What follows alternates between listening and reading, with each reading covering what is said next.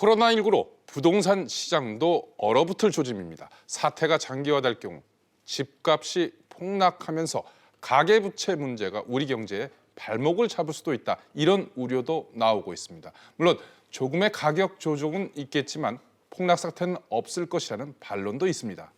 코로나19 사태와 부동산 붐은 짚어보겠습니다. 박연신 기자, 이 부동산 거래가 위축될 것이다 이런 전망 나오고 있죠. 네, 그렇습니다. 이 코로나19 감염 공포로 이 대면 거래가 줄어들면서 이 부동산 매매 시장도 크게 위축될 거란 겁니다. 경제 침체가 맞물려 부동산 대세 하락기에 접어들었다는 관측도 나오고 있습니다. 하지만 한은의 기준금리 인하로 가격 폭락은 없을 것이란 반론도 있습니다. 박 기자, 구체적으로 좀 짚어볼까요? 지금 강남 4구의 집값이 하락세로 접어들었다. 이런 통계들 나오고 있는데 최근에 매매 동향 어떻습니까? 네, 이 한국감정원이 발표한 3월 셋째 주 주간 아파트 매매 동향을 보면 이 강남권은 재건축과 고가단지 위주로 매수세가 줄어들었습니다. 매매 가격도 하락했는데요. 강남구와 서초구의 아파트 매매가는 각각 0.12%씩 하락하고 송파는 0.08% 떨어졌습니다. 반포와 잠실 일부 단지에서는 최고가 대비 10% 이상 떨어진 급매물도 거래도 등장했습니다. 조슬기 기자, 네. 지금이 대세 하락의 초기다. 뭐 이런 지적도 있습니다만 일각에서는 아직 폭락할 때가 아니다. 이런 전망도 있는데 근거는 뭡니까?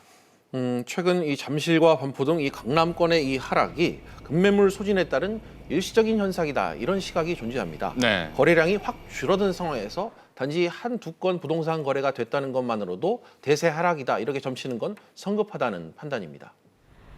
매물 출시량이라던가 이제 매수자가 희망하는 정도의 매도가 조정은 아직은 나타나진 않았거든요. 그래서 뭐 가격 하락 신호탄 뭐 이렇게까지 보기는 그렇게 부동산이 폭락장을 보일 가능성은 없어 보이거든요. 반면 이 집값이 대폭락할 것이다. 이런 주장의 근거는 뭔가요? 코로나 사태가 장기화되면 경기 위축을 일단 피할 수가 없지 않겠습니까? 부동산 시장도 당연히 영향을 받을 수밖에 없기 때문입니다. 최근에 기준금리 인하 소식 같은 경우 이 부동산 시장에 미치는 영향 역시 크지 않을 것이라는 평가가 최근 나오는데요.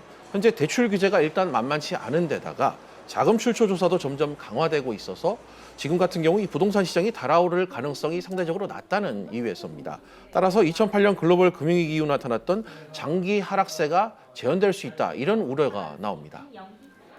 이러한 현상이 만약에 길어진다면 부동산 시장의 가격 하락을 예상할 수가 있겠습니다. 대기 수요로 남기 때문에 전세 가격이 상승할 가능성이 있고요. 조 기자, 만약에 집값이 이렇게 폭락할 경우에 가계부채, 이 대출을 대규모 대출로 인해서 대출을 빌려서 집을 산 사람들로 인한 금융 부실 이런 것들이 우리 경제의 발목을 잡을 수도 있지 않을까요? 네, 물론 일리 있는 이 지적입니다. 빚을 내서 일단 집을 산 사람 같은 경우에는 집값이 폭락하면 이 대출 이자 또한 못 갚는 상황에 내몰릴 수밖에 없기 때문입니다. 1,600조 원대인 가계부채 중 주택담보대출이 이미 상당 부분을 차지하고 있기 때문인데 결국 집값 하락은 금융권 부실로 이어질 수밖에 없다는 지적입니다.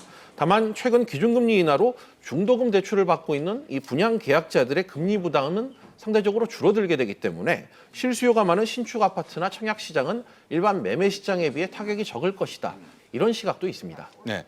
반면 이제 일각에서는 지난해 워낙 급등했기 때문에 이 급등했었던 서울 강남의 집값 조정은 이번 사태로 불가피하다. 이런 지적도 나오고 있죠. 그렇습니다. 올해 서울의 이 고가 아파트를 중심으로 공시가격이 일단 크게 올랐습니다. 고가주택과 다주택자의 보유세 부담이 이로 인해 한층 더 커질 것으로 보입니다.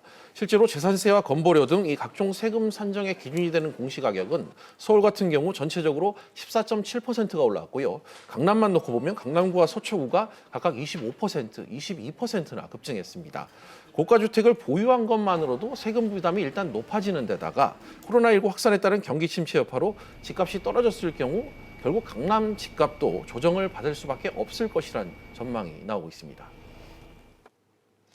세계 경제가 단기간에 공포에 휩싸이며 마비 사태를 맞고 있습니다.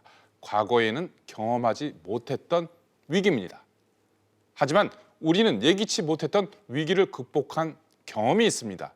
국민들의 단합 그리고 책임감, 사명감으로 정책을 추진한 정부 덕분입니다.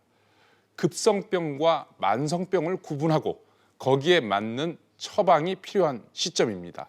정부가 눈치 보지 말아야 합니다.